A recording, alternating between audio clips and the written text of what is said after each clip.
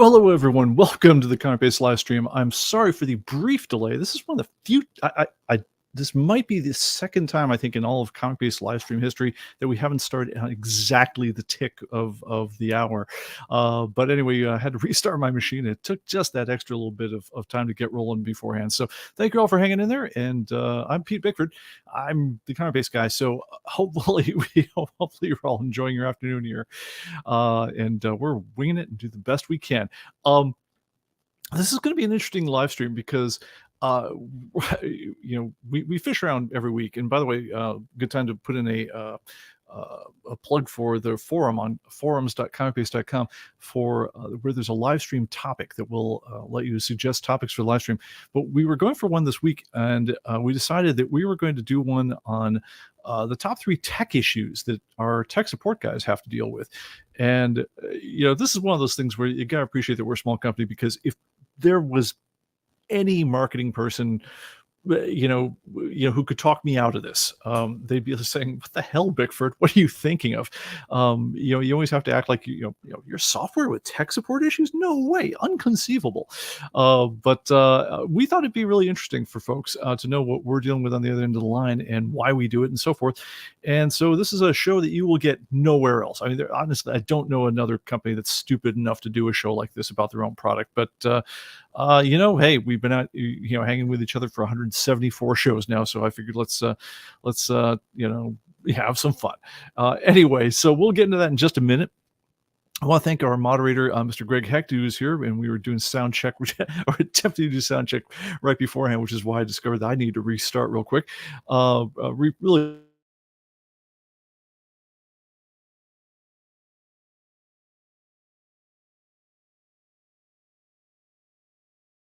Last day in Peru, which is amazing. I can't wait to hear all about the latest adventures he's had on the live stream. Mike Beam is here. Greg Heck, of course, in the house. Xanadu Comics from the beautiful sunshine in Seattle. That's a phrase that doesn't come up every day. Mike's joining us from Vancouver. Jet City Comics from Ording, Washington. Department of Comics is here from Northeast Florida. And Greg Sandoval, Capitola in the house, representing the Giants there. By the way, R.I.P. Willie Mays, man. Say hey. That's absolute one of the greats. I mean, one of the first baseball heroes I ever had. So man, you were missed, man. You were a class act all the way down. Wakaki from Boulder, Colorado, and that's about it. Okay, so anyone else here, please feel free to say hi in the chat. We run a fairly friendly group here, and we're happy to have you all. A couple of quick other announcements before we get into the tech supporter stuff. I'm going to go ahead and try to post these down in the show notes after the show. Eagle Moss, remember those guys? The folks who had, let me see if I can pull it up here on the ATEM.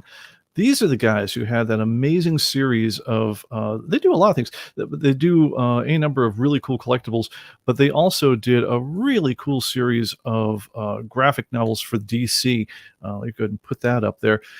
If you had them all in a row, and it goes on for, forever. I mean, this is just a small fraction of my bookshelf there, but it's some beautiful graphic novels. Anyway, they went out of business a bit ago. Whoops, sorry about that. Let's go back to the video feed. And apparently they also had the license to distribute some really cool die-cast collectibles and models. And their Star Trek ones, the license apparently is coming up. So I'm not sure if that expired. It's Master Collectibles. I'm not sure if they expired because Eagle Moss died and the license died with him or whatever. But for whatever reason, and I'll go ahead and post this, the Star Trek collectibles, if you're into that property, there's some neat stuff. I think 77 pages of it, where they're doing an end of the era thing because they've apparently only got a couple of days left on their license. And the deal is something like 20% off orders of $100, 30% off $150, 40% off $200, 50% off $500, and 60% off if you buy $1,000 worth of stuff. So if you want to completely load up your collectibles showcases with cool looking Star Trek stuff, you apparently you can save a fortune on it. So we'll go ahead and do that. Sorry about that. No, they're not back in business. And no, I haven't heard anything about selling off any of their old stock either. But those were beautiful books, and I managed to complete my set through about volume 140, where they were going to start another cycle that was going to go. They if you had all the graphic novels arranged in a row, they had these beautiful Alex Ross paintings on the covers that extended throughout the entire run. And in between that, about every 40 books or so, they would go into the DC logo for about 10 books, and then run another, so it'd be like the Alex Ross heroes from the Justice League, and then the villains, and then the Justice Society, and then DC, and then take it on from there. And they were going to go into another run. They never got done with it. They went out of business before they got about halfway through, I think, Dr. Fate's face or something. So I'm glad I didn't try to pick up the very, very end of their run, because I would be going mad right now, because I could never have completed it. But and by the way, thank you for Rob Weinberg's out in the audience someplace, who clued me in. I think he actually got me the one missing book that I was looking for forever. This is all during COVID. So thank you, everyone. All right, so one other thing I'm going to do is I will post. They also have if you are followers of Fiona Staples' Saga from Image, there's a nice deal on the box set of that over on Amazon. But even better than that, if you guys are interested in it, is the Sandman box set. So all the volumes of Neil Gaiman's run of the Sandman, as well as the Dream Hunters, and I believe the Endless Nights or something like that. It was one other graphic novel that came with it. But you can get them all for like $75 for the box set over on Amazon right now. So really cool days. I will post the links after the show. But now, just if you want to make all my dreams come true, please, Dark Horse or whoever is the license right now, do one for the EC Comics set, man, because I would just make it possible for me to buy the entire publishing history at once and keep them in print long enough for me to buy them all, and I will hook you up. And if you want to throw a Crypt Keeper, a portrait on the side of it or something, so I can, looking awesome on my bookshelf, that'd be cool. So just throw some ideas out in the world. All right, so that is about all the stuff I have to say. Oh, wow. Department of Comics says I got the box set of Watchmen at Ollie's for $20. Nice.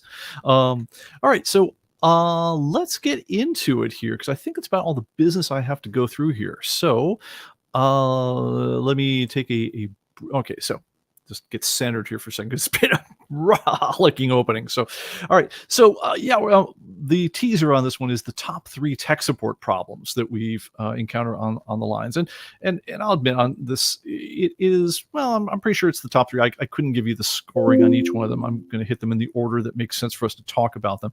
And we'll take it from there. So yes, and my note to myself is like the episode that no sane marketing team would want us to do. Nah, folks, it'll be fine. So anyway, so here's the deal with tech support over at ComicBase, and this is important to know, because otherwise none of this will make sense. We, as they say in the tech industry, we eat our own dog food here at ComicBase. Right before the show, I was entering my own comic collection using ComicBase. So anything that's working well or badly is something that will piss me off or make me feel happy personally. And to the extent that it pisses me off, I tend to fix it or make it better in some way, because I use the software literally every day of my life, and have been for, probably the better part of 30 years that we've been doing this whole thing. And the other thing about that is, when we started the whole business, we very much wanted to be the kind of company that picks up the phone and answers our own tech support, because it's a way for us to talk to you guys, to get direct support. And honestly, we felt like if you trusted us with your, $129, $149, whatever the price was that you paid for the software, we owed it to you to pick up the phone. And if you were having troubles, to answer the call and say, well, how can we help you out?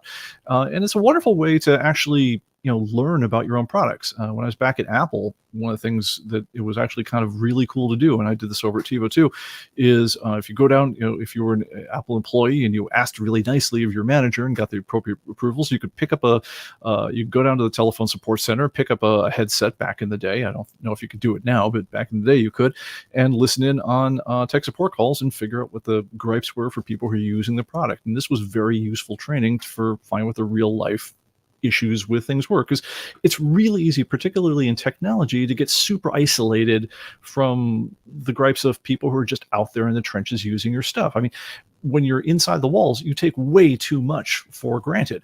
You take for granted that your computer is going to be kind of a little bit fast, that the screen will be big enough, that your internet connection will be fast enough, and so forth. And all these things, when it doesn't happen for your customers, it causes problems that you never saw coming at all. And so it's really good to have that kind of ear to the ground on things. So we do that over at Human Computing. Pretty much, if you ever got trained in as someone at Human Computing, you spent some time either listening to or helping out on the tech support lines, because that's where that's where our customers, that's where our people really learn the product. They learn all the ins and outs. And, so again, it really centers us on what you guys are trying to do. Now, this is something that most companies do not let regular employees do, or they don't, waste a lot of time on it. I mean, one of the biggest things that's been happening in years is, even before the internet, the big news and tech support then was, shipping the whole thing off to Bangalore, where some poor guy reading off of a script in a flow chart tree, you'd say, "Oh, hi, I'm trying to get my computer to do that, and I keep on getting this weird screen that says that." And the first question would be like, "Have you tried restarting your computer?" And it goes from there, and it's frustrating for everybody. It pisses everyone off, and so forth.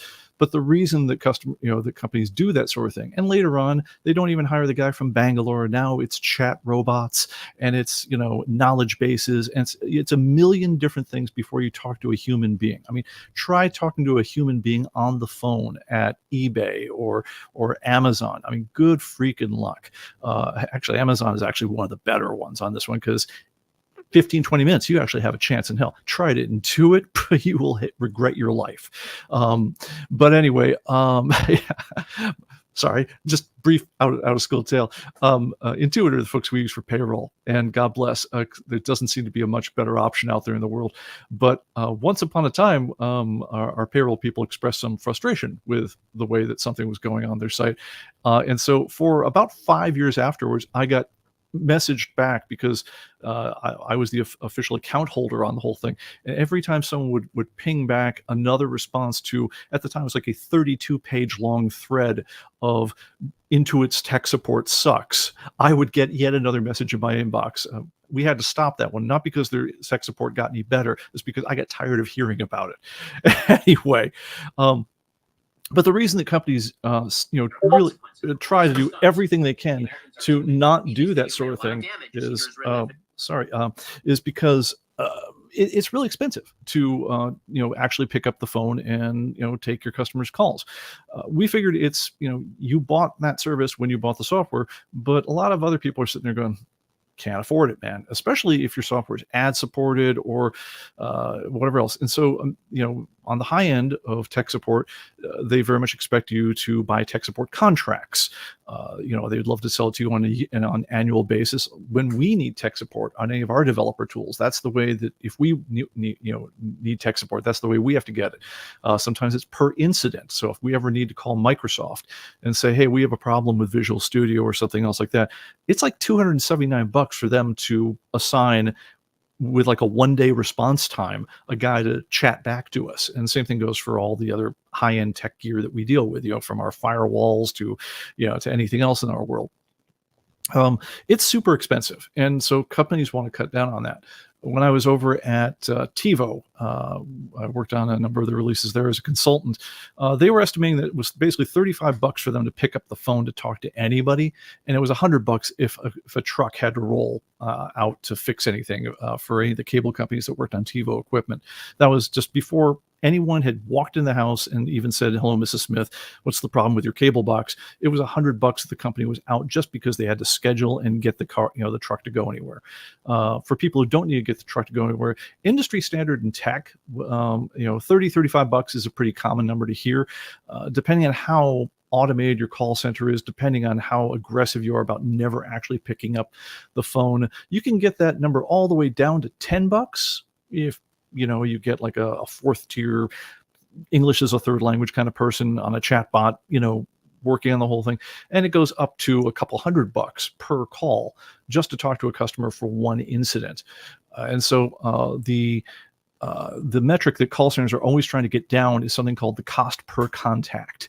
And so if you follow, industry stuff on, what are the best techniques in the call center world, they're always talking about getting your cost per contact down. So yeah, that's one of the things. So anyway, we are one of the only folks around that we do not charge you anything extra. We don't ask for, any kind of verification. We figured you're not calling us for, help with ComicBase unless you own ComicBase.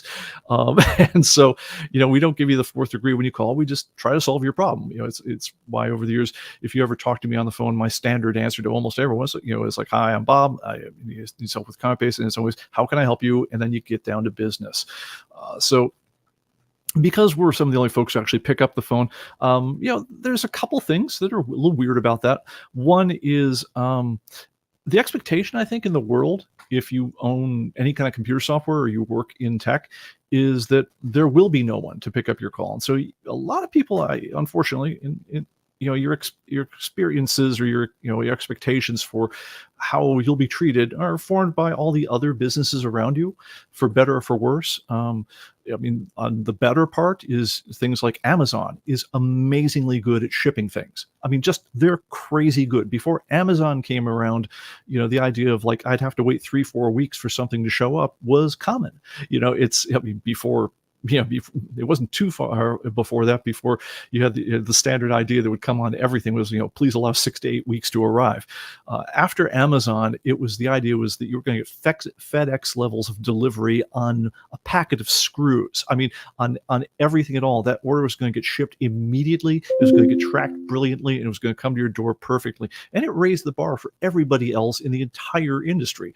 Walmart, Apple. None of these people used to deliver with the kind of expedience and efficiency that Amazon had until Amazon became absolutely dominant in the market. And now no one can really be in the market unless you're delivering with something like the efficiency that Amazon has. So that's an example on the good side. That part's great. On the bad side, when every company under the sun is beating you up to even talk to you on the phone, when they're throwing chat bots and help screens, and are you sure you need to talk to a thing? Well, file a ticket and we'll get back to you in a thing. Everyone is so used to that kind of runaround whenever you're going for help, that when you do encounter a company like ours, where if you want to reach us, you dial, wait for it, 408-266-6883. And within about 3 rings, you're going to get someone picking up the your line and trying to help you. And that's as expensive as it is to get help for a ComicBase problem. It costs nothing. We figured you wouldn't be calling unless you were a customer, so let's just try to help you out. And that's where our resources are targeted on that one. So, but unfortunately, because people are used to getting the runaround, a lot of times people will fight problems they're having way too long. They'll get really, really frustrated about something where, maybe they didn't quite understand where, we were going with something, or maybe they misinterpreted something about the software or something. And so by the time they call us, they're like red hot. They're like ready to kill someone. And see, you don't need to do that. At the point where you're starting to get frustrated or something else like that, if you can't easily find the answer on your own, just give us a call. Not a big deal. Be nice when you call. That's one part. But the other thing that we get, because we do pick up the phone, is we wind up answering a lot of questions for stuff that isn't our stuff. So we wind up answering lots of questions throughout, pretty much every week we are guaranteed to get 1 or 2 questions that really are just in a saner world, they would be answered by some guy from Best Buy's Geek Squad or the company or whatever else. We're answering questions on hey, why is my antivirus being weird? Why is my computer slow? Why are my backups not working on this? I broke my hard drive. What do I do? It's these aren't actually comic-based questions, but again, to the extent we can, unless it becomes 3 hours of our time, we're generally going to try to help you out. If we can't help you out and we need to say, yeah, dude, your computer is just hosed, you need to bring it someplace to get it fixed.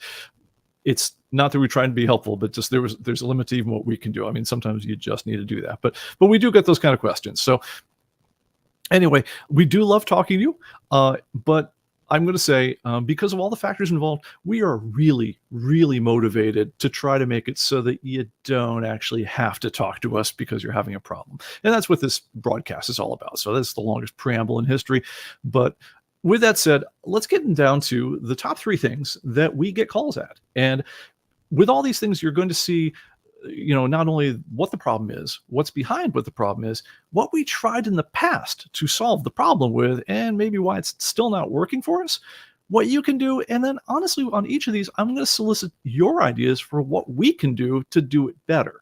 Because on all these ones, like I say, we love talking to you guys, but we would like to talk to you like over a beer at Comic-Con if we could, or jabber about comic books. I mean, there's a guy who calls us up pretty regularly, and he goes, he picks my brain about prog rock.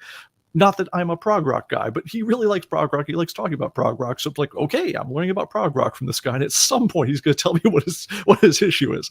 But anyway, it's fun talking to you guys. But let's keep it for the fun stuff, and let's get rid of the stuff that's a hassle. And that's really our goal. All right. So number 1, OneDrive. Oh, OneDrive. And it's funny because I took a call on this one, I think just yesterday, and it basically came down to we were showing a message about OneDrive, and he's like, "What do I do?" And I said, "You click that button," and he said, "Okay, that worked." And then I insisted on telling him the backstory of the whole thing, and you could tell that it was just kind of boring. But I did not mean it to be, but there it was. And sorry, I've got something is going nuts here, and I'm just going to excuse me a moment. Has emerged in America. This fight is not rooted in race and geography. Shut down. Good Lord. Sorry about it. We have weird buffering stuff going around here, and just stuff is kicking off in the background. Anyway, so anyway, gathering my train of thought again. All right, so OneDrive. So in the interest of broadcasting out to everyone who's not heard the story about OneDrive, what the deal is, it is this. OneDrive is basically Microsoft's answer to Dropbox. So in other words, what it does is it gives you a magic folder on your computer. So if you put things in the magic folder on your computer, they automatically get copied up to Microsoft's cloud. So the thought being that at some point, if you ever need to get those same items from a different computer, you can just sync it to that same magic folder, and then they will magically appear on your other computer. And that part's pretty cool. You're sharing data between, say, a laptop and a desktop. And the other thing about it is it's really good for backups, because if I take my important information and I put it in this magic folder, and then my laptop gets stolen, well, then when I get a new computer, Microsoft has a copy of all my stuff, and I can get my stuff back. So that part is great. It's a wonderful idea, and it would be great except for a couple of things. Number 1. Microsoft decided in their, it's a big company, and I'm sure there was a meeting at some point, and they said, we want to increase OneDrive penetration in the market. And someone took the decision and says, well, what if we make it so that on a large number of pre-installs of Windows, and especially if you got the Pro editions of Windows 11 increasingly, we simply not only pre-installed it on the machine, but we also automatically mapped your documents folder into OneDrive, so that if you actually look at your documents folder and you click on the path so you can see the full path, you'll notice that normally it's a path like C/users/your name/documents, and then the document name, right? That's normally where documents is. If you've got Windows 11 Pro, or increasingly a number of third-party pre-installs of Windows, you'll see that your documents folder has suddenly magically become something else. It's now C/users/your name/OneDrive/documents. What they've actually done is they've thrown a whole, it's called an alias, but they've rerouted anything you put in documents goes to this other folder. And if you actually copy something straight into your regular documents folder, you'll see it appears over in this other place automatically. So they just took over your documents folder. Well, why do you care, right? So they need to do whatever they're doing. So what's it to you, right? Well, let's talk about how OneDrive works. What it's doing is it's watching this folder all the time and saying, is there any new files there? Have any of the files changed in any way? If they are, let's go ahead and start syncing them up to our cloud right away as they're going. And that, if you were talking about something like, a list of favorite recipes, people you want to invite to the party, a spreadsheet, something like that, that would work great, because, hey, it's pretty easy. Typically with most documents, they live in your computer's memory until you hit save. And then when you hit save, it gets written down to disk, at which point OneDrive sees it and says, great, it's getting copied up to the cloud and everything's good, right? Except let's talk about database programs. Database programs, which, strangely, ComicBase is one, they work a little differently. They don't live all in your computer's memory at any given time. Matter of fact, what database programs do is they are meant to be able to deal with much more data than your computer even has memory for. And frankly, it'd be really, really slow if, right now the ComicBase database is like, 3.5 gigs in size, or 4 gigs in size. If you had it all there, it would be really slow to load a 4 gigabyte file every time you wanted to open anything in ComicBase just to change something. So what databases do, and also it'd be really slow if you had to save that back down, right? So what database programs do instead is they load only as much of themselves as they need to do whatever it is the thing is that you're doing at the given moment. And then they only write down stuff as they need to, but the only time they write all of it down is when you exit the database, when you close the database. So that's the way database programs work, and it's pretty fast. It's really efficient. It's a time-honored technique that's been done that way for probably about 40 or 50 years at this point. But when a database program meets something like OneDrive, then hilarity ensues, because remember, OneDrive is saying, has anything changed on the disk? And let me start backing up. You then launch a database program, ComicBase, right? You open it up. And the very first thing it does is says, well, the last time I opened was blah this time, or the last title I looked at was this other thing. It changes something. It's almost impossible for it to not change something. The last time it looked at a certain thumbnail, the last time it, checked for updates. All these things get recorded in the database all the time as a matter of just course. And at that point, the second that change gets written down to disk, OneDrive will say, oh, hey, I see the disk file has changed. Let me then take all 3.5 gigabytes of that file and start copying it up to the cloud. Meanwhile, you're working in ComicBase. You're continuing to look at things. You're looking to grab things.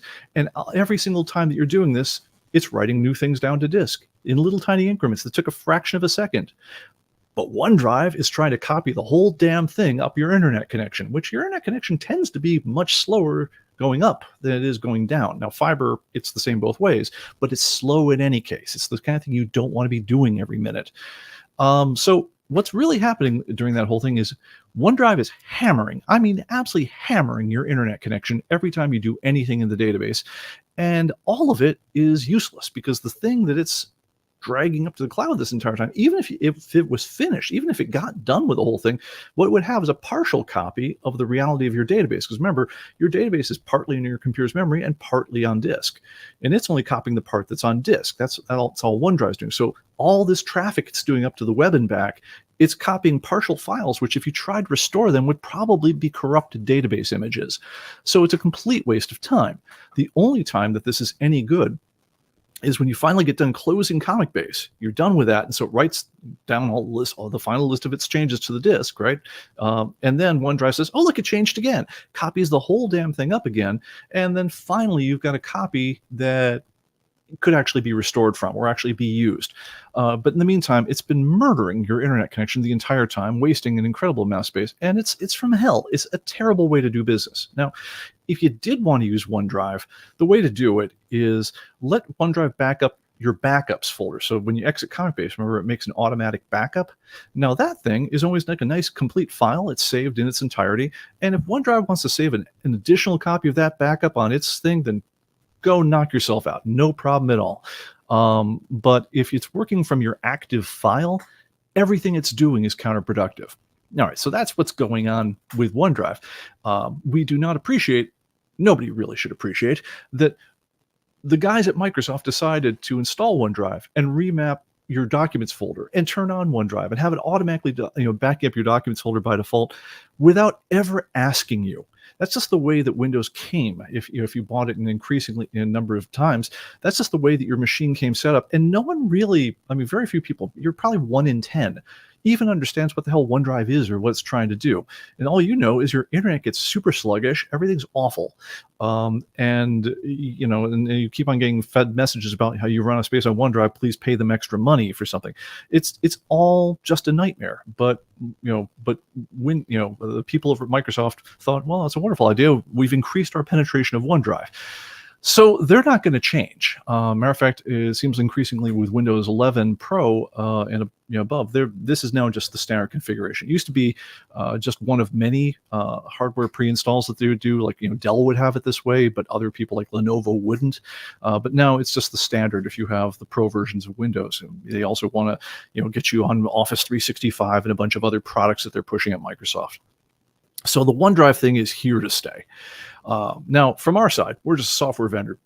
Nice little database company, a little mom and pop shop, minding our own business, trying to build the world's coolest comic book software. And OneDrive is making our customers' lives miserable. And no one even knows that they had OneDrive. No one got asked about it. And we're just getting all the tech support calls about why is my internet gone to hell? Why are these files all there? What's all going on? And so we're answering all the tech support for OneDrive. So after years of doing this and also realizing that this is getting worse, what we do is we say, okay, let's do this. The one thing we can do, it's not our program. We can't control whether it's installed. We can't control whether it's active. We can't do any of this stuff. And our chances of educating the users to, about what OneDrive is and getting them to turn it off, honestly, we put out some notes. We gave some lectures. We gave some rants. None of it really moved the needle on this stuff at all. We kept on getting the tech support. So what we did is we said, okay, well, what can we do? So we look for the signs that your documents folder has been redirected so that your documents folder is no longer documents. It's now OneDrive/documents, which means that OneDrive has pulled the dirty on you. And what we do is we give you a message. We just basically say, whoa, whoa, whoa. It looks like OneDrive is running on your machine, and it's going to cause a bunch of problems. Click here if you want to see more about these problems, and you get a condensed version of the rant I just gave you. But can we do this? Can we take your typically ComicBase lives in one of the only places you're allowed to write on your drive, your documents folder. It typically works on, it's called the personal documents.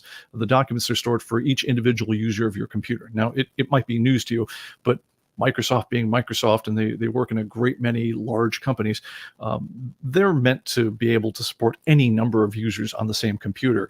So if this was a corporate PC back when PCs were very expensive, it was completely typical to have it so that each employee would sign on and they would get their own little spot on the PC, and another person signing on your PC, their documents would be in their own little section, and never the twain should meet. Now, occasionally you'd have documents you need to share in common, corporate resources and things like that. But what you do is Microsoft came up with the idea of a personal documents folder and a public documents folder. So the personal documents for each user, the public documents is shared for all the users of the computer. And they had rules because Microsoft is also working very hard to keep people from writing in strange places on your drive, because they were trying to avoid all sorts of viruses and malware and things like that. About the only places most programs are allowed to just write to the hard drive are the documents folder, and also a bunch of hidden files that you don't want to go into, like program data and things like that. But what we've done is we say, okay, look, your personal documents folder, where typically ComicBase databases live, has been taken over, and it's being used for OneDrive. How about this? How about we move this, your ComicBase database into the public documents folder, and that way it's out of the clutches of OneDrive, and OneDrive will not bother you anymore. If you allow us to, we will move it over there. We'll open that one instead of the one that we were going to use in your personal documents folder. And as long as you know that your data now lives in the public documents, not the personal documents, then you'll go on about your life and you'll never see another message about OneDrive. That was our best solution to this date. The problem, there's a couple problems.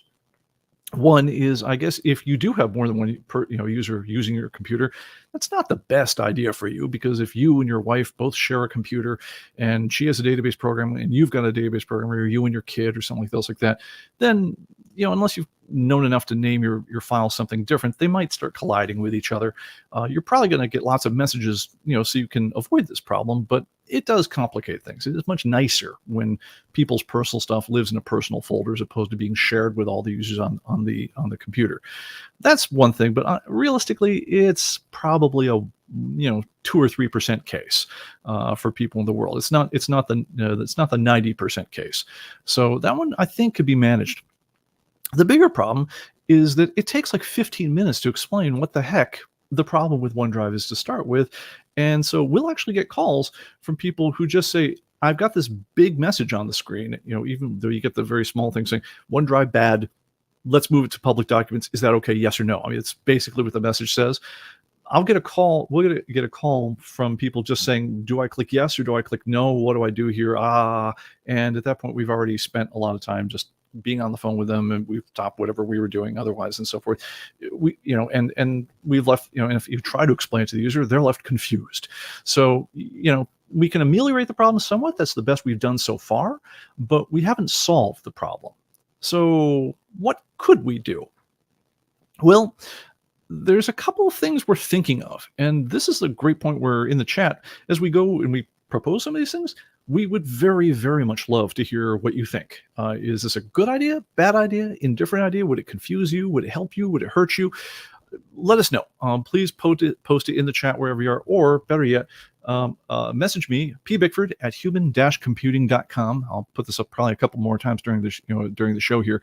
But send me a note. I would like to hear what your thoughts on this one. I'll give you some of our thoughts, and you can tell us whether this is, like I say, a good idea, bad idea, or indifferent. All right, so one that is, we could change the standard location that we store files for ComicBase. Now, when you are, like I say, you're only allowed as a regular program to write to a couple different places on the user's disk. So there's, if you guys are very bored, I'm happy to talk about the whole idea of authorized users and user impersonation and all the different security methods that are going on. But when you're running as just Joe program, or in this case, just the ComicBase application, you're not allowed to write to a lot of different places on the disk unless you've already been given permission to that place. One of the only places you're allowed to write to the documents, you're allowed to write to public documents, and again, you're allowed to write to some secret folders. But unless you've given yourself permission to different folders during the install process, where when you're doing a software install, you're actually running as a more privileged user. But if you give yourself permission during the install and you make it, say, a new folder, like let's say we made a ComicBase folder right on the top of your C drive. And we did that during the install, so that when you install, ComicBase doesn't just go into your program files, it goes. The ComicBase program goes there because that's where programmers are supposed to live. But we also create a brand new ComicBase folder, and inside there, maybe there's a ComicBase databases folder in there, and then the ComicBase application will know that folder exists. We're allowed to write to it. If you don't create that folder, you can't create a folder on the top level of the C drive as a regular user, but you could do it as the installer. So if we did it during the install time, then we could have a safe place that ComicBase could write its stuff to, and it would not be molested by all your stuff. Now, for years and years and years, Microsoft said, no, that's not where documents go. User documents go in the documents folder, but that's before they started this nonsense with the OneDrive. So because they've started the war, and because we're honestly picking up their tech support as a result of the war they started, I'm kind of thinking maybe that guidance they gave us about where to store the documents, maybe that deserves a relook on our part. And that perhaps we want to do what a lot of other people have decided, which is create a new folder during the install, probably called ComicBase, and start writing our stuff in there. That is one way we could get out of this problem. But is there another way that you would like to see us go? Let us know. But I would like to get this solved one way or another. Right? When we're writing into the public documents, like I say, it mostly fixes the problem for people who are hip to it. It does cause some problems later on when people kind of forget where the documents were stored and they go back to their personal documents, and then they kind of get confused between multiple databases and things like that. So I don't love that. I would like there to be one basic place that we go looking for databases when people don't know where they are. And that is one way that would get us away from OneDrive. I gotta say, I don't think OneDrive's going away. It seems like it's going to become an increasing problem as people migrate to Windows and as Microsoft gets more desperate for your mind share and the space on your disk. So it probably would be a good idea for us to solve this problem for the future, even if it involves extra work on our part. But let us know what you think. And if you guys have a better idea, man, I want to hear that one. All right, so I've been talking for a while here, so let me go check in with things a little bit here. Let's see here. Wow, a lot of scrolling. Okay. So Mike Beam. Mike Beam says he was about a third through the Enterprise D build when they went under. Yeah, I'm not sure because I think that was one of those ones that you got like let me see if I'm right about that. They had a series of magazines that they were putting out where you could get like a little piece of the whole thing. If you had all of the issues in the magazine, then you'd put the whole thing together. I'm not sure if I saw those. I did see a lot of the ones of the completed models, including one of the Enterprise D in gold. It was just beautiful. But anyway, like I say, if you want to dump a bunch of money on them, they will definitely save you a bunch right now. Let me see what else is going on. Tech support to get a new computer. Okay, let's see here. Some other comments about tech support. I'm going to scroll past those for the moment. Horace Hyde says about 20 years ago, I paid $1,500 for an MS support call for a Win 2000 server issue. After 8 hours and a few texts, I figured out they asked me how I fixed it and gave me my money back. Ouch. All right, let's see here. ComicBase folder on the disk is fine with me, says Department of Comics. CB folder is utterly reasonable, says Mike Beam. Okay, maybe that's something we consider. By the way, there as a lot of you know, we're getting into the cycle of the next version of ComicBase, so this is a really good time to be having some of these discussions, because if we are going to be doing these things, like I say, we can't do it from a regular version of ComicBase. If we want to create a new folder on the top level of your C drive, that's one you got to have bigger than average permission to do, and about the only time you have that kind of bigger than average permission as a program is when you're installing. You're running as a fake user called Trusted Installer at that point. If you guys ever wondered what the Trusted Installer user folder was, that's what's going on with that. And so, if we do want to create a ComicBase folder and start putting files in there, that would be the time for us to do it. All right, next up, installing pictures for the archive edition. All right, and by the way, if anyone's had this exact problem, and you can give us a little bit of extra color about some of the issues you've been having, please do, because this is one that we also take once every week or so, at least, from someone. All right, so here's what the problem used to be to start with. So the archive edition, fantastic software.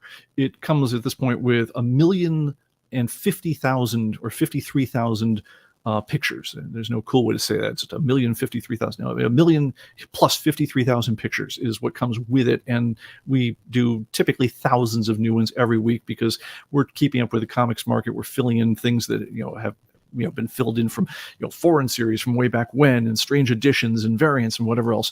And so it's a never-ending onslaught of pictorial data. And so it's awesome we've got this. Now, the way we used to do the archive edition is we used to put this on 4 DVDs and later 2 Blu-rays. And we used to ask, we spend literally, a better part of a week doing nothing but compressing pictures to fit on these.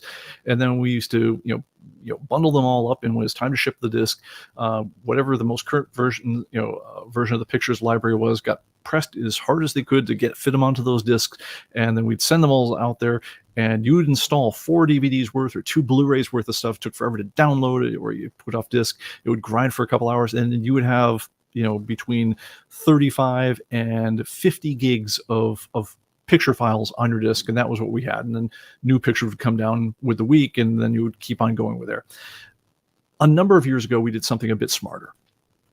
We said, wait a minute. Yes, it's awesome that we have this much stuff, but we have a number of problems that are coming up. Number one, people are stopping having physical disk drives. New computers just aren't coming with them. So it kind of takes like it takes a special case now almost to buy a new computer that has some kind of optical drive with it, or you have to buy an external drive if you want to distribute them as optical drives. The good news is internet speed got fast enough, so it's plausible to download a lot of stuff. That used to be the reason you buy discs. We used to have a thing in our, when you bought the software, if you bought the archive edition, it would say, hey, wow, you're buying the archive edition. We really, unless you have a great internet connection, you probably do not want to download this below the extra $8 or whatever it was and buy it on disc, because you don't want to download that much stuff. Nowadays, downloading is actually not that bad for most people. If you're out in the country with a really bad internet plan, maybe it still is, but for most people, not so much. So the download speeds come way up. Upload speed, not so much, but downloads come a lot better. But the physical drives themselves have kind of gone away. The other problem is that First of all, is that we'd have to squish the stuff so it would fit on a physical on the physical media, which meant that we were always squishing these pictures harder and harder every single time because we'd always be adding new pictures, which meant we had to degrade the quality because we were upping the compression level harder and harder to get them on there.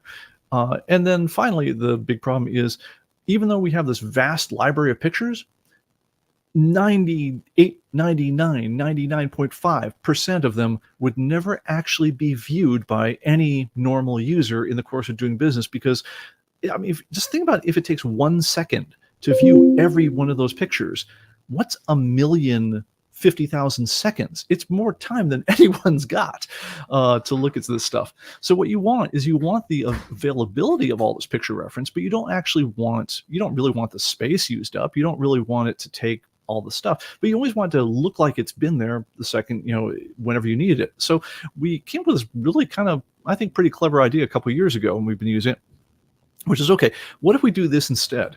What if the thing that we install when you install the pictures is thumbnails? They're tiny, but they're about 256 pixels tall, but they're big enough to see full-sized on the biggest view you've got in ComicBase to see thumbnails. And then what we do is the second you click on one of these ones to say, I really actually want to see the image, I want to look at it in some kind of detail, just any time you interact with a particular one of them, it, in some fraction of a second, goes out, grabs a nice quality, really not compressed very hard at all, but the nice quality of this one at the highest resolution we've got to give you up to the version of ComicBase you bought. I mean, the 4K version guys get a higher resolution version than guys who have the straight archive, which is limited to 1080p. The 4K guys, we got a 4K image, we'll give you a 4K image, but we'll give you that image well under a second. And as soon as you just interact with anything, it's magically there on your disk. So now suddenly you've got like the best of both worlds. You've got all the pictures available. So as you're glancing down lists of titles, you can see all the covers. You can say, oh yeah, it's that one. And you'll recognize it from the thumbnail that you've got. And the second you're interested, even for a moment, in actually looking at it in detail, it magically is there on your disk. And at the same time, it didn't take all that disk space. And better yet, it didn't take forever to install the stuff. So where we're at right now, and you saw us do this a couple weeks ago, where we did a demo of how to install ComicBase on a Mac laptop running Parallels Desktop. And in the space of 26 minutes, we started out with essentially bare metal. We started out with not even having Windows installed on a bog standard Mac laptop with way too little memory, just 8 gigs of RAM. We installed both Windows 11 Pro and ComicBase and all the pictures. And we did all that in 26 minutes flat. I think it was 26 minutes and 10 seconds. Sorry about that. But so the whole process should go pretty damn quickly. It's actually far, far quicker than it used to be to download and install from the picture archives, which you still can do if you want. We still have those images up on our site if you want to download them the old-fashioned way and get the biggest versions that we can fit on the physical discs. You still can do it, but it's not the way I would do it. It's not the way I've done it myself for probably 2 years now on any machine I own, and certainly not the way I would recommend any one of you install the pictures. Instead, what we do, starting with ComicBase 2024, is as soon as you install ComicBase Archive Edition on a new machine, if it's never had the pictures on it at all, it looks around for a particular picture. If you guys are caring, it's Batman and Robin #1. If it sees that you've got a picture for Batman and Robin #1, it does not bother asking you this question. But if you don't have that picture on your disk, it says, hey, I noticed you don't have the pictures yet. Do you want me to install them from the cloud? And if you say yes, it's okay, this is going to take a few minutes, so just chill. And what it does first is it installs the highest quality pictures we've got for all the #1s, all the first issues of all the pictures from movies and comics, magazines, and so forth for all the titles. Now, the reason we install the big versions of these ones, and we install the big copies, not the thumbnails, is because those ones you see as you're browsing between titles, and you're trying to figure out which title's which. And so having all those already preloaded at high resolution, it's worth it. Now, that takes, I want to say that's about a 6 gigabyte. No, I'm sorry. I'm going to say it's about a 4 gigabyte file that it's downloading to get that. So it does take a little bit of time, unless you've got like a really bitchin' internet connection, in which case it'll do it in 15 seconds. But if you've got just like a mediocre internet connection, that might be a minute or two. After that, it says, okay, I got the first editions. I'm going to go now and look at which collectibles you've got, and I'm going to download all the thumbnails, but just for those collectibles. So if you don't collect books, it won't download the book thumbnails. If you don't collect newspapers, it won't download the newspaper thumbnails. It'll just do the ones for the collectibles that you actually care about. They said, look, I'm going to download those in the background, and when they're done, I'm going to decompress all the thumbnails in the background. It downloads one big compressed file for each of those collectibles, and then decompresses it while you're working. And at that point, you can start working in ComicBase. You don't need to wait for it. But if you're like us, again, on a not particularly impressive Mac laptop from a couple years ago with way too little memory, running in emulation, the whole thing should take 15 minutes. It's a number like that. So it's really not bad. It's really pretty slick. Now we go for the problem. Every once in a while, and we get this call maybe once a week, we'll get a call from somebody who says, hi, I'm downloading the archive edition on a new machine. It worked great on my old machine, but I'm downloading the new machine, and I've had the thing running for 3 hours, and it's still going. What the hell? And so what's happening is one of two things. If this happens to you, and it takes more than a modest amount of time to get rolling as far as downloading this stuff, one of two things going on. Number one, you might have just a rotten internet connection. So go to speedtest.net. It's an internet site. Just launch a web browser, go speedtest.net, run a connection test on your machine, and see whether it's your Wi-Fi or your internet provider or whatever else. See what your upload speed is, see what your download speed is. Recognize that you're downloading a few gigs, think like 4 gigs, and kind of time out whether that's matching about the time that you're getting. So if you're getting like kilobytes down, then your problem is that, and you should talk to your internet provider and fix your internet connection, and that's your deal. But if that's not it, what it is pretty much all the time is your security software. So think about what we're doing here. We're downloading a couple of big zip files, right? And by a couple, I mean a number between like 2 and 5. Zip files with all the number 1 editions or the thumbnails for all the different collectibles. So we're going to download these files, and then we're going to decompress them. And when it decompresses those files, it's going to make a kerjillion files on, they're little teeny files. They're like a K or 2 each. They're tiny, but they'll make a kerjillion of them on your hard drive. If your security software is going to try to cross-reference and analyze and post analytical data back and forth to the web and do all sorts of crazy stuff for a kerjillion little thumbnail files, that's going to take forever. Which is why, as we're doing this, we actually say, hey, if it's taking really long, you should really probably turn off your security software. And it does this. It's actually saying this as you're looking at them, and you're waiting, and you're waiting, and you're waiting, and you're waiting. But despite the fact that we say this, people will call us up and say, hey, it's taking forever. Fix it. Make it better. ComicBase people. And the first question we'll have is, how fast is your net? And the next question we'll have is, have you turned off your security software? And typically what they'll say is, no, you nut, I'm not turning off my security software. What are you trying to infect my computer? And this is where the trust issue gets ugly, because you're intentionally installing stuff, right? So whenever you're intentionally installing stuff, turn off your antivirus. I mean, I'm just telling you this as a geek. If you mean to be installing stuff, turn off the antivirus, because that's not what your antivirus is there to protect you from. Your antivirus software is there to protect you when Dave, your crazy buddy, sends you a link, says, dude, you got to check this out, and the link says, hey man, I need to open a special thingy, and you're not thinking close because you're expecting this thing to be really awesome, whatever he sent you. And what he sent you is a link to something that's going to infect your computer and cause all sorts of malware. Your software, your antivirus software, is primarily there to keep you, is to protect you from you when you're being dumb. It's not there to prevent you from installing software you mean to be installing. Now, I'll admit, there is a possibility that a company that's been in business for 32 years, installs viruses on our software, and that's our plan for global domination, is that we're going to install software, malware on people's machines. This is a possibility.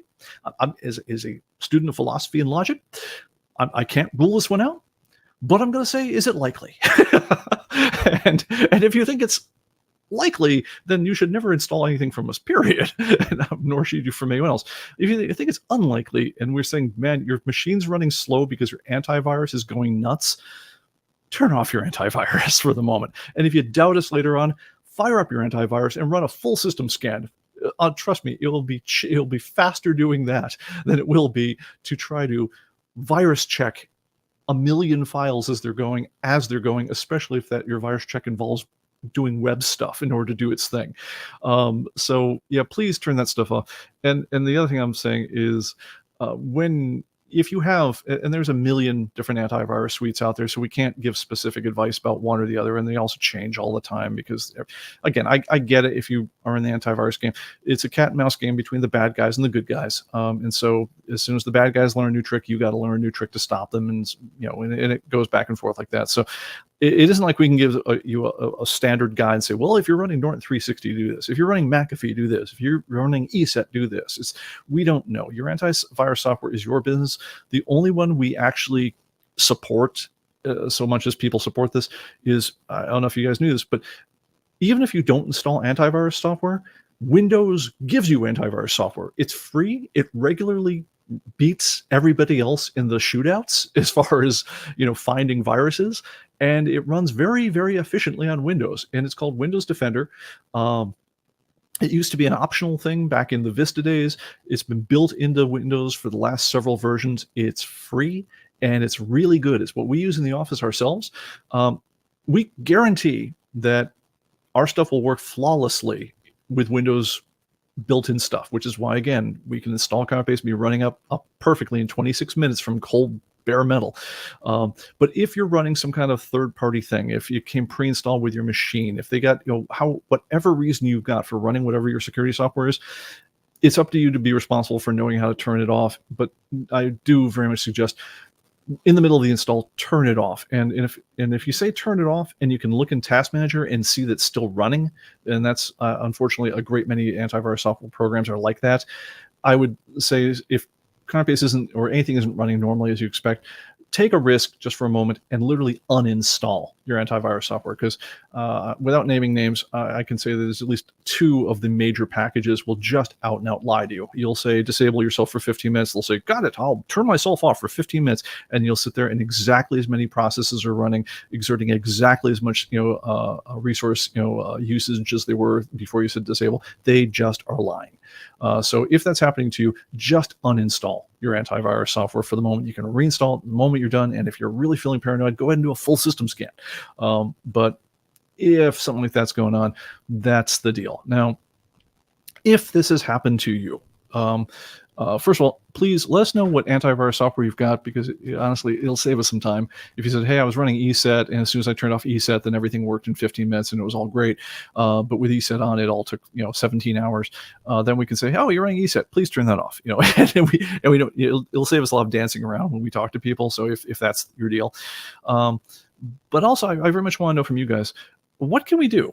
To help move that one along beside the messaging, because literally there's a message that's on your screen as this is happening to you, and I'm gonna say it has not been particularly effective about getting people over this hump if they've gotten their heads that antivirus is something they need to have all the time and they don't trust Windows or whatever.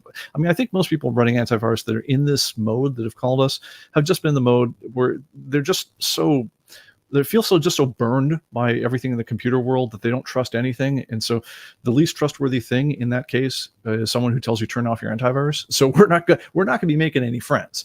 And they're going to kind of ignore that message, but then they're kind of suffering the hurt as a result. And so I'm like, how do we square this circle here? Is there something we can do? It's possible. Like right now, we don't do a great job of doing a progress bar for the download, mostly because when we do the download, it's done as a single operation for us. We don't, when we say get a file from our website, it's literally, it's called an HTTP GET request. And unfortunately, Microsoft doesn't really give us any status about how far along you are.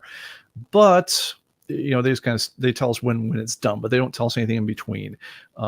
There are some things we can do sort of where we can look at little partial bits of the file as it comes down, and maybe depending on how your disk is caching and things like that, we could take a guess so that we could move a progress bar further along and maybe show you something that's a deterministic progress bar, as opposed to kind of like just a message that says this is going to take a couple minutes, and it just kind of does the progress cycling back and forth. It's called an indeterminate progress bar. We could maybe do that. Maybe that would help a little bit. Maybe it wouldn't. Unfortunately, one of the for the people who have this problem, a lot of the way this looks for them is it looks like 0 bytes have been downloaded for like the first gajillion seconds, and then suddenly, oh, and there's 4 gigs. It doesn't give you anything in between that, but we could certainly look further into that one. But I think the real problem we've got there is, how do we convince you, if you're running one of these antivirus suites that's just jamming you up, is there some way we can tell you, please turn it off? I mean, maybe one thing that comes to mind is, we run a timer, and if we know that the whole thing ought to work, be done in 5 minutes on a halfway decent internet connection, if you haven't gotten anything by that time, we can say, like, man, it looks like your internet connection is really, really slow, or you're running antivirus. And while you're waiting, maybe you should check these things. Would a message like that, would that be helpful? I mean, I'm asking in all seriousness. So especially if this has happened to you, what would have gotten you over the hump other than giving us a call? I mean, if we'd popped up that message, would that have helped? But let us know, because like I say, it works like a charm if you're not running these kind of blocker applications. But how do we stop you from running the blocker applications, especially if they came pre-installed on your machine? Which unfortunately is very much the case for a lot of people, because, as you guys probably know, there's a lot of junk that gets installed on people's machines, because the people who sell the stuff are paying, the people who sold you your machine, they're paying the money to be on the disk. So, for instance, one of the I can't remember whether it was Norton or McAfee. I found out recently they were actually willing to pay the entire cost of the Windows license, which I think on an OEM basis is only like $20, but they'll actually kick that right back to HP or whatever if you will stick a Norton 360 as the antivirus on the machine instead of the built-in one in Windows, because they know that when that thing is done, when you're done with your free 30 days that came with your new Dell laptop or whatever it was, there's a very large percentage of those people will say, oh, I don't want to be unprotected. Let me now pay for the however many $1 a year, $60 a year, whatever it is, times forever subscription fee that you will now sell me. So it's worth it for them to pay the 20 in order to get the 60 forever. So we're not going to fight these economics. They've been around forever. So there's always going to be junk installed on people's laptops or things like that. And most of it's going to be installed for the laptops of people who, again, never asked for it. So they don't really know what it's doing most of the time, but we kind of need to suffer with it. So what can we do that would kind of get you over that hump? So let us know in the chat. So let me see here. ComicBase TV. Horace had done this on the backup. She said, new ComicBase folder to store databases and automate backup to OneDrive folder on Extra. Might be interesting. Horace, thanks for popping back. Let's see here. Google Drive, Dropbox also attempts to help users by backup desktop. Lovely. Documents by default. Yeah, good times. Let's see here. Security software for the average computers, waste of time and money. Department of Comics. I'm not going to disagree with you. And then a bunch of announcements, which I think we should definitely read. So number one, please, I'm going to lose my YouTuber license because I've forgotten this. Please do not forget to hit the like and subscribe buttons. And if you're watching post live stream, please leave comments. The last one, by the way, is massive. Like literally, go down to the comment section for the video and just write something. Pete, your hair looks particularly fluffy today. Whatever the thing is, because it turns out that commented videos are considered more interesting by the algorithm, and then they actually feed them to people, and so it helps get the word out. I mentioned the ComicBase message boards at forums.comicbase.com and the fact that we've got a dedicated live thread. So please do that one. And also, Andre just put out the latest edition of the ComicBase ComicBase cover catalog, which is insane. It took me, I was one of the first people in the seed for the BitTorrent on this one, so I paid the full freight as far as the download time. But it's glorious. It's a PDF file with, we talked about those thumbnails, with all the thumbnails all laid out for all the art for every issue, for every title in ComicBase, all done up in one. It goes on forever. It's mad, and it's really it's gorgeous at the same time. So definitely give that a shot. Let's see here. Greg Sandoval says, first thing I do before unwiring OneDrive is remove McAfee Windows Defenders. Fine, unless the user is completely incompetent, in which case not much you can do. Yeah, my impression basically from a million years of doing this Windows thing is that if you're the kind of person who's going to click on every funny thing that someone sends you, every attachment that you've never expected, if you're that guy, nothing is going to save you. But if you're not that guy, then you don't need most of it. So just, little common sense on these things goes an awfully long way. Mike Bean, ComicBase TV, question: if that message comes up and the user turns off the antivirus, would they then have to restart download or automatically boost the speed? Great question. The problem that I think though what I'd have to word is probably very much like I've done here, just with less ranting and much more cogently is like I say, let's just say McAfee. If you say McAfee, turn off your active protection, and you look at what McAfee's doing, it's still doing it. You say, take 5. I mean, maybe something has changed, but if you look at the actual load on your computer for what it's doing with active protection on and with that active protection off, the last time I had to do this one, it was unchanged. So the only way you could actually get it to turn this stuff off is uninstall. So I think I'd be inclined to write the message something like, hey, we noticed this is taking rather a long time. We suggest you check your internet connection with speedtest.net. Link here. And if that says that it's working pretty fast, the answer is probably your antivirus. Strongly suggest going to its active protection or whatever the thing is. Contact your antivirus maker for help. Ha ha ha. Yeah, because we talked about people actually picking up the phone. But for how to turn it off, or if the problem persists, uninstall it. And I think we've got to be very artful about how we phrase that last part, because it really comes down to, if the problem still keeps going on, actually uninstall the software, because in a great many times your antivirus software is simply lying to you. Feel free to install it right after you've finished the install. But I mean, like I said, if you called us and asked for help, that's what we would be telling you anyway. So I'd love to spare you the call. If nothing else, because if I can, at least get you on the path towards getting a resolution in 5 minutes rather than waiting 3 hours and then getting frustrated and calling us the next morning, I think everyone's happier if we get you on the path towards a resolution in 5 minutes, right? So it'd probably be something like that. All right. Department of Commerce is going to have to leave us there. Give our best to your wife on that one. I'm going to keep going on here because I promised you 3. I'm going to give you 3. So and honestly, I'm going to give you 4. So this one's going to run a little long tonight, guys, but I'll try to be a little faster. All right. Number 3, things we get calls on: running an old version after an upgrade. All right. So here's the scenario. You're running ComicBase 2023. We've been telling you about ComicBase 2024 for now, 9 months, right? It's a new version. It's a free upgrade. Go ahead and download it. And somehow you've just never done it. When you've gone and say, check for updates, it kept on saying, there's a new update. You want to download it. And somehow you've just never clicked yes. You've either been letting Sidekick download your updates for you or whatever the thing is, but somehow you've never said yes to the I want to upgrade question. So then eventually it gets down to the end of your subscription, right? So all the ComicBases come with a year of subscriptions built in. The subscriptions cover both the content and the program, right? So everything new we get, you get for one low price, right? So, so the advantage for us, honestly, is that way we also don't need to support a million old versions of ComicBase, because if you're still getting new content from us, we can guarantee that you're running a current version of ComicBase. Unless for some reason you never click that yes button. And again, despite a million emails and we bug you every time you run the program, blah, blah, blah, right? All right. So, and again, however you're using the program, thank you for supporting us. I mean, this is, in a way, it's your business. We're certainly going to encourage you to do things, but I mean, I'm telling you what we're thinking of the whole thing. But we're just happy you came.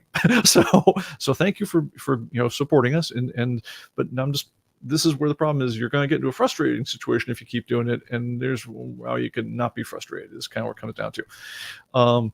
So guy calls, messages me, I think over the weekend, and he says, "Hey man, I got a note saying my subscription was up, and I paid for it, and I checked for it again, and it still says that my subscription is up. What the hell, man? You just took my money, right?" And I get it. It looks like we just took your money and we just did nothing. But what really happened is this: he'd been running ComicBase 2023, and his 2023 subscription expired. And when he upgraded, he got a new subscription to ComicBase 2024, the same version he could have upgraded to this entire time, right? But anyway, so but he's still running the old software, and so with the old software, his old software had expired because the thing that hadn't expired was the 2024 that he just bought.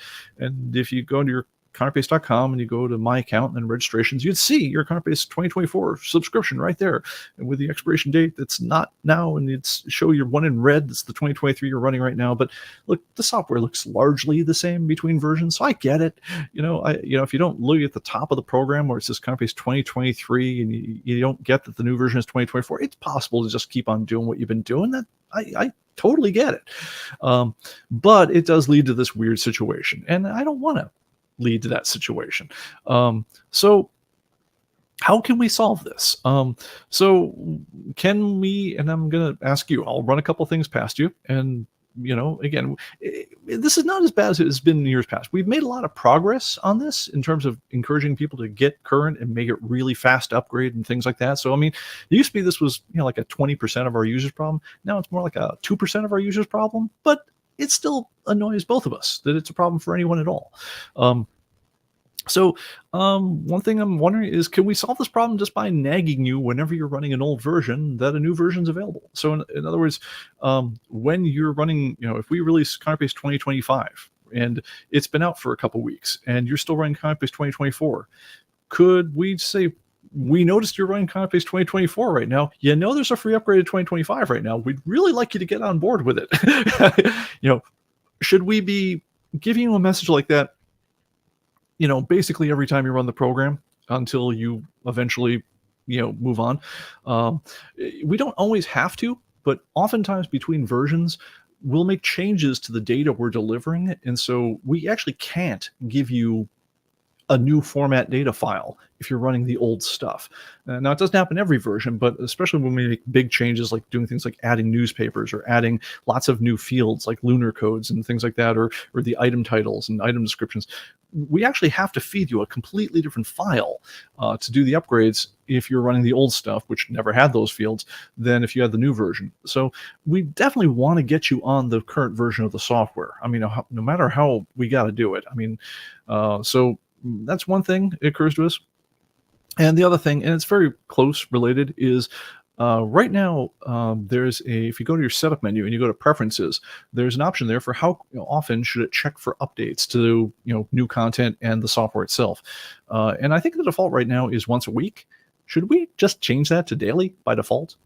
So that, anyways, the moment that we've got a new version of the software, you immediately know about it, and also potentially that we nag you to death if you haven't installed it, or is that something that you think would help, or would it just make you nuts? Now, one thing in particular is, if for some reason you've been running in like 2023 for some reason, and you feel like you have to, like, because 2024 somehow, I don't know how, but I have not actually heard this, but if there's something about the new version that, no, I got to have the old version, if that happens to you, let us know. I mean, is there a reason that you got to run the old version, or something, or some reason that you'd be reticent to, or is it just something just like, no, I didn't get the memo, man? But again, our job is to serve you, not to frustrate you. And so I'm trying to do this the best I can. So then just tell me what would work if you've been caught in the situation. Now, if you haven't been, then don't worry about it. But for the folks who have been caught in the situation, tell me what I can do to make this better for you. Because again, I want to make sure this whole thing runs as smoothly as I can for you. And so without getting anyone feeling frustrated. So please let us know. All right. So and Department of Commerce says, why on earth would you not update? I don't know. So anyway, all right, last one here, and this is the bonus one. I promised you 3, but I'll give you a 4th one. This one does not happen very often, but I'm going to say we take this call once a week, and then it goes like this.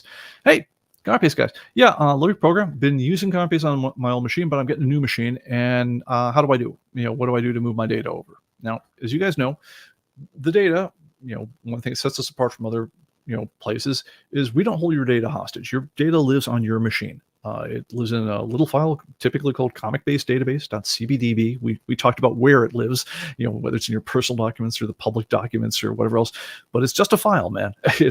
And the way you move ComicBase to a new computer is you go to your new computer, you download the latest version of ComicBase, you take that old file, that ComicBase database file, usually on a thumb drive or something like that, You pop it into your new machine, you copy it into your ComicBase databases folder, you double click on it, and you got your stuff. That's what most people do, especially these days. We used to say, hey, here's this whole thing about moving your pictures over.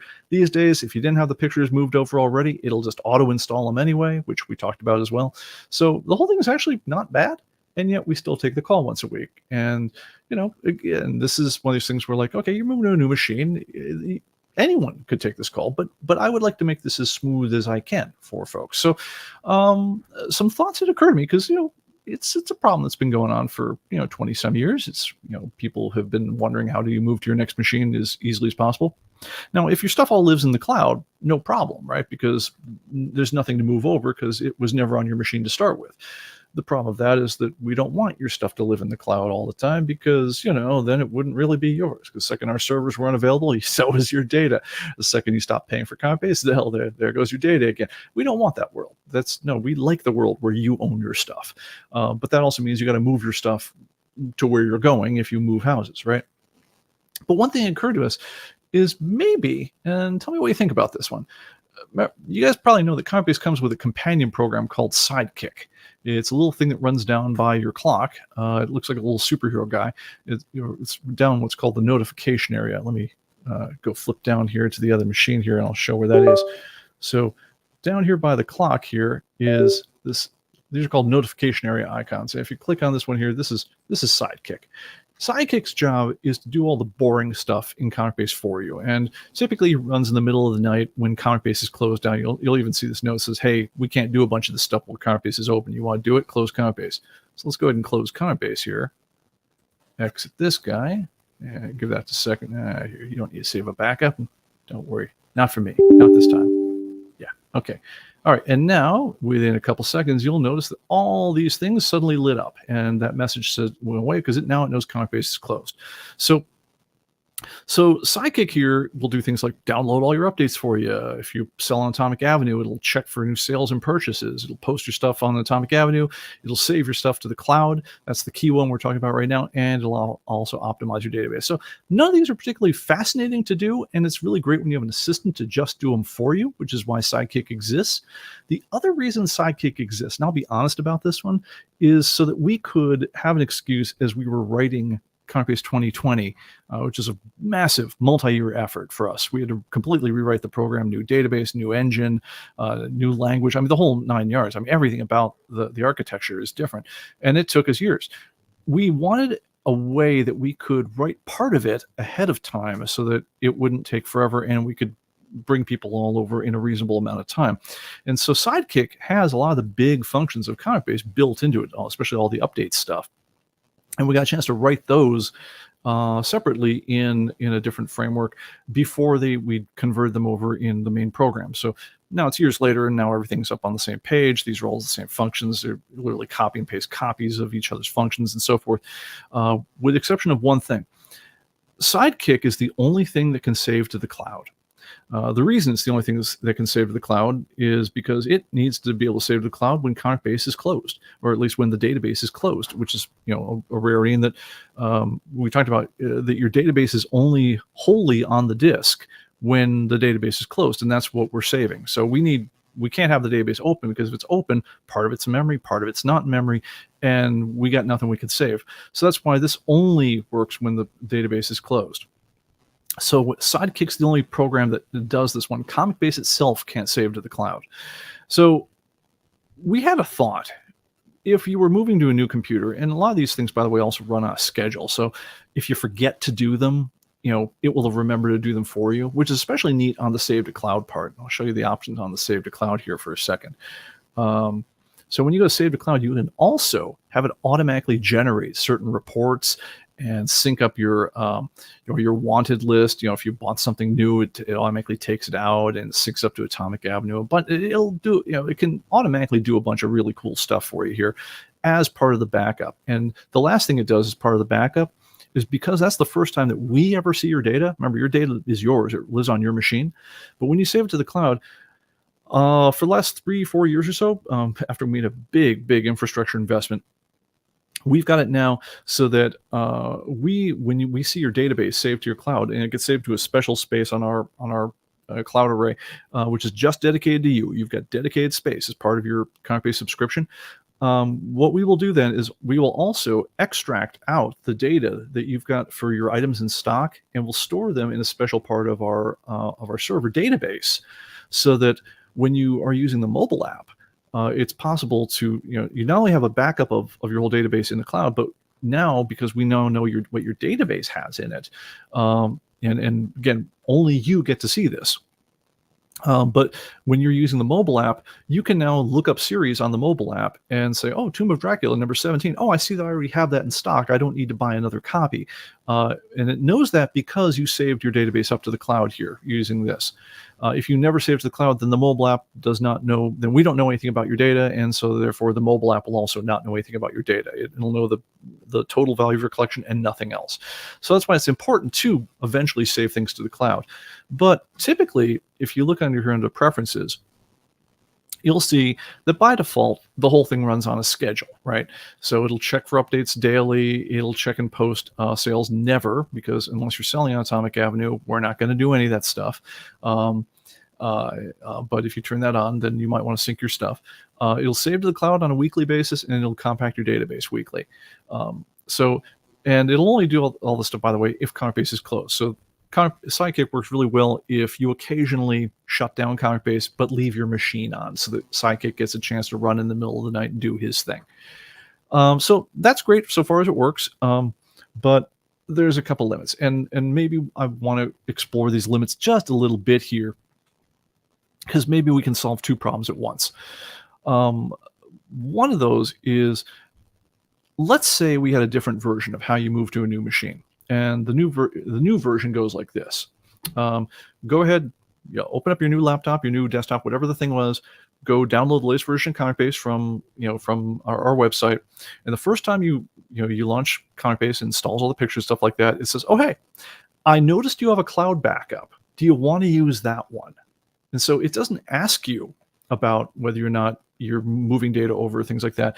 It just says, oh, hey, I'm running for the first time on a new machine, but you've got a backup, because I could tell, because I asked your login information right when you first registered the program. And so if you've got a current backup, we could then download that onto your machine, plug that guy into your ComicBase folder, open that one up by default, as opposed to using the stock ComicBase database, right? So if you've never used ComicBase before, it will typically unwrap essentially a blank database. It has all the information about everything, but all the quantities are all zero. So you'll see that there's no quantities in stock. But if we get to a situation, you're on a brand new laptop, we don't see that you've got a database open on your machine already, so you haven't already copied something over into the ComicBase databases folder. So instead of immediately going ahead and unwrapping that stock database like you're going to run it for the first time, if we then check your account and say, hey, I noticed you've got a backup from the cloud, and offering to use that instead, I'm thinking that'd be pretty slick. Except, right? So all right, so let's talk about the slick, and then we'll talk about the except. The slick part is, it just, hey, I downloaded and installed one program, and it all worked. It was all perfect out of the box. So yay, right? Here's the except. You typically, best case, only back up your database once a week with Sidekick, right? I mean, we don't want you backing up multi-gigabyte files every 2 minutes. We really would prefer that we didn't hammer our servers in that way. And honestly, it doesn't help you that much. So the default schedule, and you can set it to be daily, but you probably won't, because most people use the defaults, is that backup you've got from the cloud could be as much as a week old. And that's if you were even running Sidekick and you eventually shut it down so you let it do its thing and so forth. So I'm thinking, as a general default, that's probably not a win. But, and here we go, maybe one further, and tell me whether you think this is a good idea, because if it's a good idea, we're actually in a position to do something about this like pretty much immediately. What if we added a brand new function to ComicBase itself, which is we add that one missing function, which is save to cloud. So imagine, if you will, and I'll go ahead and bop over to the other machine here for a second. Let's go ahead and launch ComicBase again. And not right now. Well, they must just push the week's content update. Go content team. But what if, all right, so along with, under your file menu, you've got save a copy, you've got import, export, and so forth, depending on your version. But along with save a copy, what if you also had an option of save to cloud? And that was within ComicBase. And what it would say is, all right, I'm going to have to close the database for a few minutes, right? Because it'll have to close all this up, compress the thing, send the thing, and then open it up again. So, you could cancel in the middle and we'd go ahead and just open up from where you were, but you'd have to give it typically 5 minutes, maybe a little more. But we could add that as a command in the program to manually do what Sidekick does. Now, one of the reasons we do it in Sidekick is because you're not going to miss 10 minutes in the middle of the night. You probably are going to miss 10 minutes if it's in the middle of your workday and you're waiting for it. So that's why we, even though it became possible to add save to cloud from within ComicBase, we never really did it because it's kind of a crummy interface for that sort of thing. But if we did do it, and the messaging would be something like, okay, well, this saves it to your cloud. It'll be a nice way in case there's something wrong with your thing, and also syncs up your mobile stuff. But it will take several minutes. During that time, you won't be able to use ComicBase for other things, and you'll have to let it roll. If we gave you that from within ComicBase, it'd be a nice convenient way of doing that to force you to, first of all, let you automatically update your mobile stats, so they would automatically get done right away. And we could simplify our instructions for how to move over to a new version of ComicBase pretty good. Matter of fact, we could do one better on this one.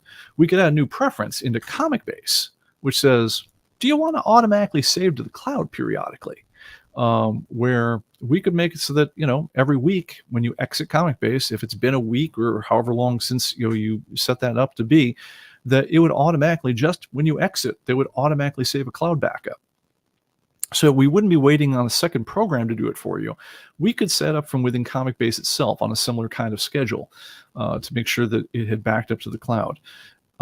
And if we were to do that thing, certainly if you're upgrading to a new machine and you just worked on ComicBase like 5 minutes beforehand, then the instructions we would give you for how to move over to the new machine is, well, you can either stick on a thumb drive and do that thing, or it's easier. Takes a little longer, but it's easier to think of, is from your old machine, go to File, say Save to Cloud, let save, exit from there, install ComicBase on the new machine.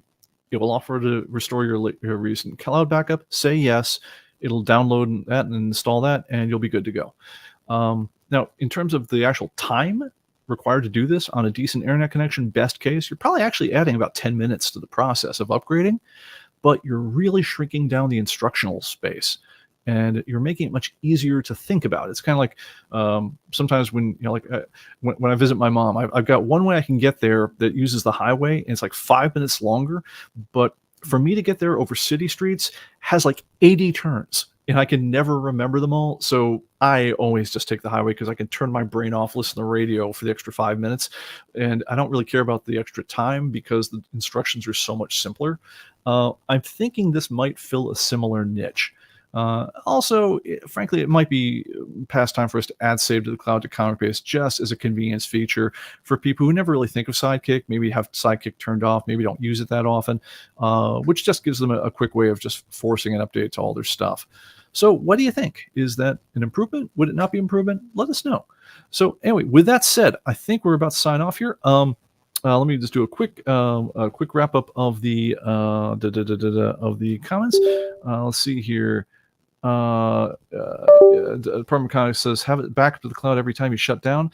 That sounds great. I can't detect a shutdown. I can only detect when you've shut down ComicBase, right? So when you're shutting down your machine, that's not something we can tie into, unfortunately. We'd have to be a different kind of program to do that. But and every time you exit ComicBase, if you went through a 10-minute backup process, that probably would not be great. But certainly, like I know, God bless them, QuickBooks, everything comes back to them. Every X time we've exited our company file after we're doing accounting, they'll say, well, I'm going to save a cloud backup of your thing just because for safety. Maybe something like that is smart. I don't know. We'll see what we can do. Oh, and Department of Comics says, no, I meant ComicBase. Steve Dassinger says, in the message, do you want to download backup from cloud? It would help to mention the date and time for that backup. Absolutely. I agree with that as well. I could, basically it's like, yes, we have a backup from Tuesday at 3 p.m. Did you want it to use that one instead, or do you have something else? But whatever the thing is, I know from experience, we have got to make it dead, and I do mean dead simple, because anything that adds to confusion is going to add to frustration. And one of the worst problems we've ever had is just people getting confused about what database they've got if they're the kind of person who runs more than one database.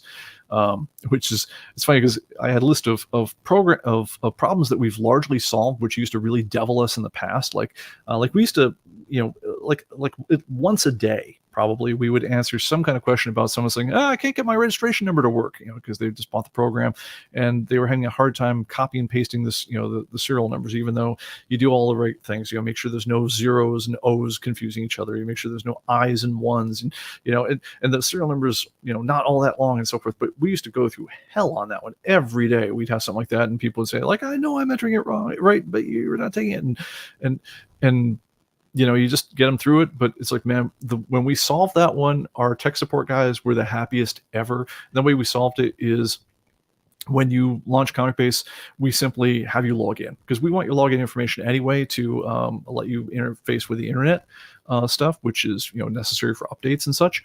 But by asking you to log in straight off, like not even waiting, right when you first use the program, at that point, we can also say, hey, because we know who you are now, let's go ahead and grab your serial number right out of your account, and then we'll just enter it ourselves. We don't need you to enter it because we can just grab it. And so we did that, and now that serial number problem is gone. And that was a great day for us. We've had a number of things like that where, they'd bedeviled us forever, but then we eventually figured out a solve that actually kind of put the problem to bed. And that's what we're looking for here on some of these, is we're looking for a solve that will just put the problem to bed. We've got a number of things that have made it better, but we'd like to put this one to bed. So let us know what you think. All right, guys, thank you for hanging out with us. I know it went a little long this time, but hopefully it was useful. And we'll see you again on the next one. Take care. Bye-bye.